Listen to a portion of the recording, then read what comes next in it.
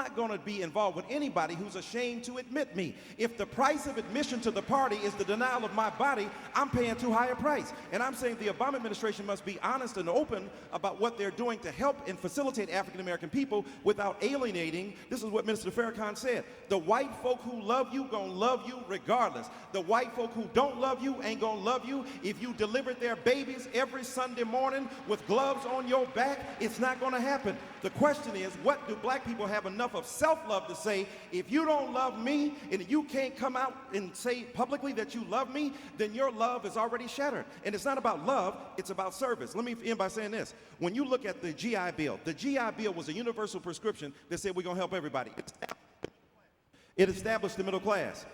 Black people were mostly closed out of that. 98% of those people who received it were white, and 99% of them were men. So women and people of color were locked out of a universal program. Everything you just announced what Obama is doing that has been targeted to black people, first of all, hasn't been targeted because it's been for a larger urban project that most of which the monies have not come to us. Secondly, Mr. Obama has far more help percentage-wise and overall mass suburban America than he's helped African American people. And thirdly, something that Dr. Malvo said we need to repeat here. There has been a massive redistribution of wealth upward under the black president. Under Bush, it was already accelerated. Under Mr. Obama, it has gone through the roof. Black people have to wake up and say, stop the bleeding and be concerned about us individually. It's not about giving up concern for white America, but it's about taking us seriously. We voted for him 97%. We need some return on those votes, and black people need to take enough responsibility to demand that Obama love us as he loves the rest of America. I apologize for trying to get to you a few minutes ago, Mr. Farrakhan, but this discourse for the last few minutes leads perfectly to the question I wanted to ask you. Again, we're putting everything on the table today in love and in truth. I have received significant pushback from certain people across this country who believe that the very nature of this conversation on C-SPAN is wrong. Is wrong.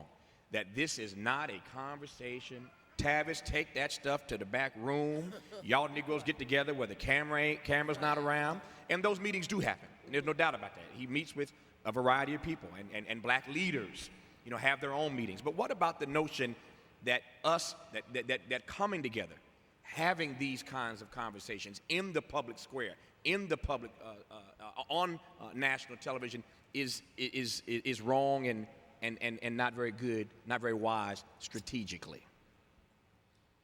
I think a wise man would listen to his or her critics. Sister Julianne Malveaux was a very strong critic of mine. And when I had the privilege to talk to my sister, I thanked her. Why do you thank somebody who criticizes you? Because your friends sometimes are not real good friends if they don't tell you the thing that you need to hear. That's right. So when my sister criticized me, I loved her more because I saw her as honest, as a strong black woman who was not going to let a strong black man get away with what she thought I might be getting away with. Join the movement. You gotta pop out and show niggas. Certified boogeyman, I'm the one that up to score with them. Walking down whole time. We are Leviathan. Together we rise.